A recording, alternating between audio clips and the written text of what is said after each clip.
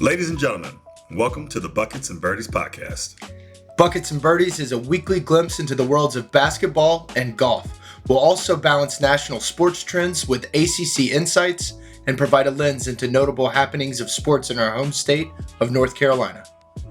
Two friends and industry professionals getting together to bring you 23 minutes of fun each week with shared experiences around buckets And birdies. He's Carter Bills, sports agent and seasoned consultant in the golf space. Joining me on the mic is Marcus Ginyard, Tar Heel basketball great and former captain of the 2009 UNC men's basketball national championship team. Welcome to Buckets and Birdies. Welcome to the first episode of Buckets and Birdies podcast.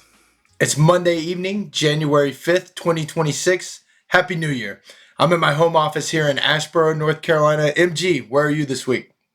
This week I am in Chapel Hill, North Carolina, also in my home office, but was recently told that I have a study. So I'm very thrilled to be joining you from my study this evening, sir. Nice.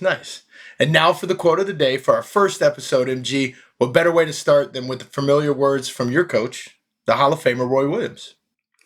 Yeah, Carter, every first day of practice, Coach Williams always starts with the same quote. Everybody's very familiar with it. It's amazing what can be accomplished when no one cares who gets the credit. Don't know where that originally came from, but I'm always going to give credit to Coach Williams. I just love starting off anything, whether it's practice or the new year or getting a new group together, if it's business or whatever. I just think it's interesting to think about all the possibilities out there if everybody just puts the team goals first, man. That's awesome. And with that in mind, I wouldn't be here without you, MG, so thank you. And neither of us would be here without producer Pablo Vega. Shout out to Pablo for bringing Buckets and Birdies to life. Thank you, Pablo. All right, let's jump right in. Carter, off the top, as we'll start all of our episodes with just things that we're thinking about that have happened over the last week. For me, one of the things that stands out is scoring late in a ball game, okay? Recently have seen some stuff in the NBA, whether it's LaMelo Ball or our buddy Queen from the New Orleans Pelicans. I did see LaMelo Ball score at the end of the game against the Bulls. I think they were up 10 or 15 points already. And apparently they get into a scuffle after the game because they're upset that LaMelo scores at the end of the game. Gets a little chippy. I can't quite understand what everybody's problem is. Right? At the end of the game, I get it. You're up. You don't need to score anymore. But at the same time, there's time on the clock. You're getting paid millions of dollars to play this game. And if you're losing by 20, that's just that comes with it, right? You're going to lose. You're going to get your butt beat sometimes. And I don't understand why everybody gets their panties in a bunch because the other team scores another point. If you lose by 25 versus 27, not unless you're involved in points and all that other craziness, right? We don't even need to go down that road, but what's the beef here? What's the issue? So paint the picture. So we're late in games in the NBA. The game's decided, to your point, 20 points, maybe more. Somebody's about to score a layup in a nothing burger moment. Right. And somebody wraps them up, fouls them. They don't like it. Some scuffles are ensuing. It seems to be happening.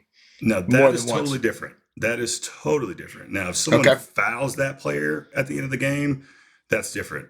And I do believe that has happened, right? Somebody attacks the basket, the player fouls them because he thinks that that's defending the home court or whatever. That to me is a little different.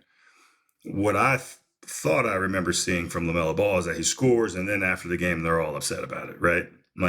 To foul a player late in the game when it doesn't matter, that's different. But just the fact that they scored, what's the point here?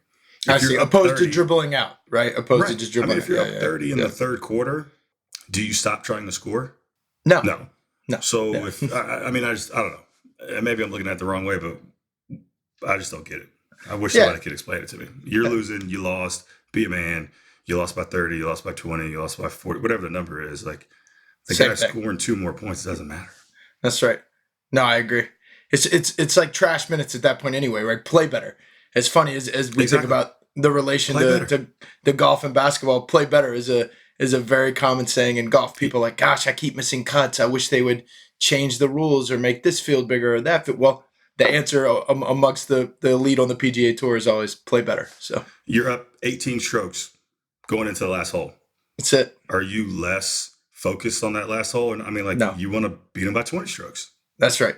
That's right. Does anybody get mad in golf if you go for the shot instead of laying up because you're up 18 strokes already? No, you go for it. Anyway. You go for it. Point well taken. Well, off the top from my end, coming off a super Sunday in the NFL with 14 games is football. Sitting here in North Carolina as a Panthers fan, never thought I'd find myself rooting for the Falcons. Carolina drops the important game to Tampa Bay where they could have sealed their own fate and made the playoffs as the NFC South division champion, and somehow has to sit there and wait on the New Orleans Saints and Atlanta Falcons game.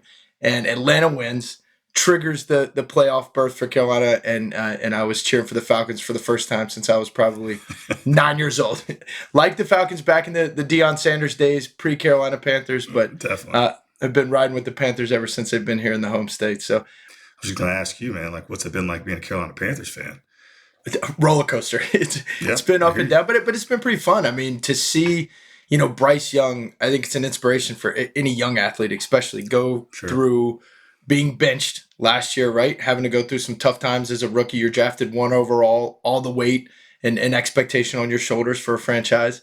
You get benched. You go through some sitting. You get put back in. You have some light, right, at the end of last season.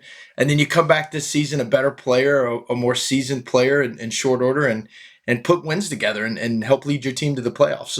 Albeit we had to sit there and wait at the fate of another game, but you still put yourself in position to do that. And good on them. Now they get to host a playoff game with the LA Rams. It's their consolation prize coming into town. And the only person maybe playing as well as Matt Stafford, right, quarterback of the LA Rams in the NFL, is North Carolina's own Drake May from Charlotte. Let's go. Chapel Hill great. Your boy, Drake. So Luke's younger brothers, man. Everybody knows. So Drake is, second year in, talk about not that he needed a bounce back, but to go and really not have that sophomore slump people talk about, and to just have an elite year where he's in that MVP conversation is really remarkable. It is absolutely unbelievable. I mean, credit to him. He's obviously put in the work. He's on the biggest stage and now performing it at an extremely high level. But gosh, who would have thought? And I love it because I loved every single second that he was on the field here at Chapel Hill. Made it fun. But I definitely would not have had this on my bingo card that he's in the race for the MVP as a sophomore in the NFL. I mean, it's unbelievable. It is unbelievable. And I love it, man. I love it. It's a regular season award, right? So it comes to an end. We won't know for maybe a month what'll happen there. And I think that's something that's up for debate, right? It's a regular season award. So as I understand it, it stops now, but should it continue? What happens if one player gets bounced in the first round and another one leads his team to the Super Bowl? I believe that award typically gets awarded on the Thursday before Super Bowl Sunday. So a lot of football left to be played. It makes me think of the NBA, Marcus, right? Like where Nikola Jokic is on an unbelievable run. What he's won 3 out of the last 4 years with Joel Embiid having the MVP squeaked in there. But this happened, right? The Sixers get bounced. I think they got upset in an early round a couple of years back. And Jokic leads his team to the finals or late in the season again. And everyone's saying, did the MVP go to the right place? Similar concept. No, I think you're right, man. It's a regular season award. You can't start thinking about what happens it's hard. after. You just got to think about what they've done up until the end of the regular season, what position they put their team in, obviously what stats and those types of things they've been able to accumulate over the season. But man, it's tough to think that you could have such a great year and go beyond the regular season to a certain degree, maybe even win a championship, but still have not been the MVP of the season, right? That's tough. Agreed. It's tough. Those are the rules, man. Those are the rules. No, so now the next segment is buckets, right? And in buckets, we're going to dive right into Carolina basketball. We'll look at Carolina basketball this week in 3 segments. We've got the non-conference start, right, Marcus? Tar Heels out to one of the best starts in recent program memory and even in program history. The ACC start, right, a couple games in, and then how do we look at that overall from the season as it is as a whole? Sure, man. I love the way that this team is playing.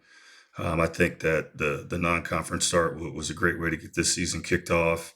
Obviously had some big time games in there early, which was awesome. You got a big time game at home against Kansas. You go on the road against Kentucky. You got Ohio State at a neutral site. I mean, some big time games that Carolina was was able to win. Took a tough loss to Michigan State at a neutral site as well over Thanksgiving. But, I think you have I think, if I'm not mistaken, the whole month of December, you're undefeated.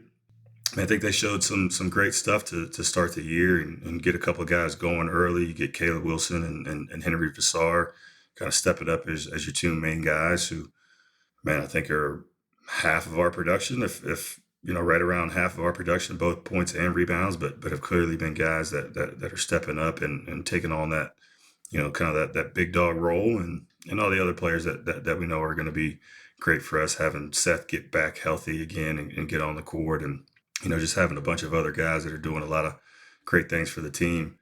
And then in the ACC, you start off with a great win at home against Florida State, who's always been a tough team to play against, especially for us, but just in general, just their athleticism and their length. Then take a tough loss on the road, in Dallas against I think an underrated SMU team. And it's just hard to tell right now in this world of college athletics as guys are transferring in and transferring out, kind of what teams are going to be like on a year-to-year basis. But they've certainly put together a team that I think is going to be pretty competitive in the league. But, I think up until this point, there's a lot of positives out there. There's still a bunch to work on. But, I mean, it's January 5th. That's right. You got two losses against, two good teams. Should continue to look like two good teams, as the year goes on. And I think those two losses have showed some great points for this team to work on, right? And I think that's something that you want to be thinking about this time of year, right? Like, how can you tighten things up and get better as you're starting to go through your ACC campaign? And at the end of the day, you want to be ready to play your best basketball in March. So I think they're in a great spot. I love, I mean, as weird as this sounds, I'd love to take an ACC loss early in the campaign, take a little slice of humble pie and get back to work and get ready to kind of ramp up for the rest of the ACC season. I don't know. What do you think? I mean, gosh, you talking about a loss early in the season. Remind me, was it the 08-09 year, your national championship season? Was it a couple losses out of the gate early? 0-2, man. Was it 0-2? Yeah, bounced back pretty nicely from there, but I mean, that's the adversity that you need, and again, it's much better to not start off 0-2, I think. But just having those little hiccups, I think, sprinkled in there earlier, I think are better than later. And again, just opportunities to get better, man. Yeah. So 13-2 overall. Looking at the non-conference play before we got into the ACC schedule here, that would have been what we would have been 12-1. I think undefeated in the month of December, as you said, and that 12-1 was not for lack of a dipsy-do schedule, right? That schedule was stout. I don't think we played any game that you could really sleep on. I think every game was a nationally televised game. Every game felt like a big-time game, and some away from the Smith Center. We played Kansas at home. I know you and I spent some time together there. That felt like, to me, as loud as I've heard the Smith Center outside of a Carolina Duke game. That was a big-time November atmosphere in college basketball. Darren Peterson came in, a lot of talk about, is he the best freshman in the country? And if we can take ourselves back a few weeks ago into that, it felt like Caleb Wilson took that personally, and he came out and put an exclamation on that game, leads the nation in dunks. I think it really started that night, and he energized the Smith Center. I don't know about you, but again, I think that's as loud as I've heard it outside of a Carolina Duke game. Absolutely electric, man. And I've heard that place pretty loud on a handful of occasions, but it was really cool to be in the arena that night, and to feel that energy, to see that crowd. And yeah, I mean, Caleb really did, the best that he could do. He did his job to get everybody fired up, and yeah, man, we definitely felt it. Right. But I love that Peterson kid, and I think he's going to be a great player. But to your point, Caleb certainly took that personally. I believe he even mentioned it in the post game press conference, right? Like, that's one thing that I do love about Caleb. He's taking on those challenges head on. He talks about them. He's very open and honest about it, and really, wants to go out and show the world that he's one of the best, if not the best freshman, the best player in the country for that matter, right? Like, he's really on a mission to put his stamp on every single game, and it's something that this Carolina team's going to need. But it's just great for college basketball, I think, to have a player like that right now. And then Duke down the road in Durham, obviously off to a hot start. They played a couple of the same opponents North Carolina did, had wins again over Kentucky and over Kansas, and then dropped one over the break to Texas Tech, kind of at what they pride themselves in their second home of Madison Square Garden. But yeah, that was surprised to see them drop that game, but then they bounced back and are 2-0 now in conference play. Have you been able to catch Duke yet? What have you seen from the Blue Devils? I've not really caught the full game. I did catch the end of that Texas Tech game, which was a joy to watch. I always enjoy watching them lose. But did see that they handled Florida State. Listen, I mean, I've heard about everything there is to hear about Duke right now. I do need to take some time to just watch them play, as much as it pains me to do it. But I think, just knowing your opponent is going to be helpful. Not that I'm playing or anything, but just know that they've got a big time squad and they got big time players, as we're over here, cheering about Caleb Wilson and Henry Vassar. And I know they got their set of guys that they're, excited about. Obviously the Boozer twins and more, but Yep. They're going to be a team that you obviously have to be well prepared for and be on the lookout for, well coached, great talent, et cetera, et cetera, et cetera. Right. So That's it. Yeah, looking forward to getting to see them and really kind of study, where we might be able to, be successful against them. And I guess we got a month or so, if I'm not mistaken, before that first matchup. So, Yeah. as things get closer to that day, we'll certainly be getting fired up about it. But just know that they're going to be, a typical powerhouse in the ACC. Other North Carolina games that happen, we like to keep an eye on college basketball, where we have a North Carolina versus North Carolina in-state matchup. High Point University opened its conference season in the Big South with a win against Asheville. High Point's got a nice team again this year after making its first appearance in the NCAA last year. Looks to bounce back and do the same. So excited to see what goes on down at High Point. I know you've been to that arena, I think, for a meeting, Marcus, but I need to get you there for a game. It's a special man, place. Come on, talk about your squad, man. That's your squad. I mean, I know you're a Carolina fan, but High Point's your alma mater, man. That's it. That's the alma mater. No, I'm proud of the guys. You had a couple great players back, a couple moved on and in this world, but there's a kid named Fletcher who started his career at Kentucky, actually. So we're getting bigger recruits. And this kid, you talk about a slice of humble pie. I looked at someone at a game recently. I said, what's Fletcher doing coming off the bench? And they said, well, he asked the coach. He said, hey, I think you should start, my teammate here who's sort of stretching the floor from the three position and adding maybe a better three ball. And he said, I want to get, kind of get a feel for the game and watch and come in and see where I can help the team. And I think the kid's the best player on the team. So what an unbelievable, humble team approach, team first take from Fletcher. But number 11, if you catch him, he's special for High Point, about 6'7". I think if you saw him, you'd line him up at defensive end in the NFL playoffs next week. He's just a stud of an athlete, and he can fill it up from three and finish at the rim. So it's an exciting team to watch. I love that. That's a story that'll get me to tune in, man. I love to hear stories like that. Let's do it. We'll catch him soon. Carter, talk to us about the birdies, man. What's going on in golf right now? What's up with Brooks? Yeah, so and how did he get out of LIV, man? I thought those were like blood contracts. He's out. He got out. Well, he had a contract. He fulfilled it, and instead of renewing at the end of this year, he chose not to renew. So there's still a ban on PGA Tour players who went to LIV that want to come back. He is not retired, so his plans, I understand them, are still to play. So what's that mean for him? That he's gone over, he's fulfilled his contract, that contract's done. So now he is still effectively banned from the PGA because he originally went to LIV? Still banned for the PGA Tour.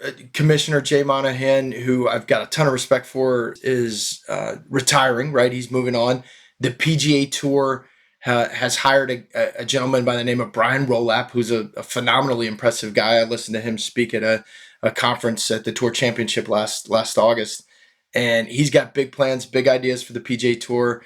And he brings a new mentality in a for-profit world, because the PGA Tour for years, as you know, Marcus, was set up for charities. And charity is still an important part of the PGA Tour, but it was set up as a 501c6, and they said, hey, we're going to be a professional sports league like other professional sports leagues, and we have investors now, and we are going to be for profit. And so I think he brings a whole new mindset, and I'm not sure what his take is going to be, but I say all that to say the bans came during the Jay Monahan era. As the calendar turns 25 to 26, that phase in of Monahan retiring from that commissioner role to roll out, stepping forward sort of solely in the new CEO role of the PGA Tour commences. So it'll be interesting to see what he does. They meaning the PGA Tour, put out a statement that just said, Brooks Koepka is a phenomenal champion and a well-esteemed golfer, and sort of we wish him well in his next step.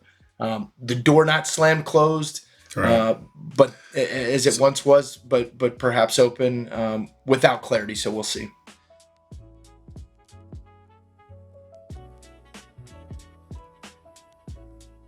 Everything Marcus and I talk about is beyond the box score, but specifically each week we dive into at least one story from the North State Journal's Beyond the Box Score feature in the sports section. The North State Journal is North Carolina's only statewide newspaper. To read more from the North State Journal, check out nsjonline.com. And this week, we bring you to Queen's University, Charlotte, North Carolina. Chris Ashby. Ooh, Atlantic Sun preseason player of the year, scores 11 threes in their most recent victory. 11 for 20. Carter, he puts up 23. 54 threes. Yeah.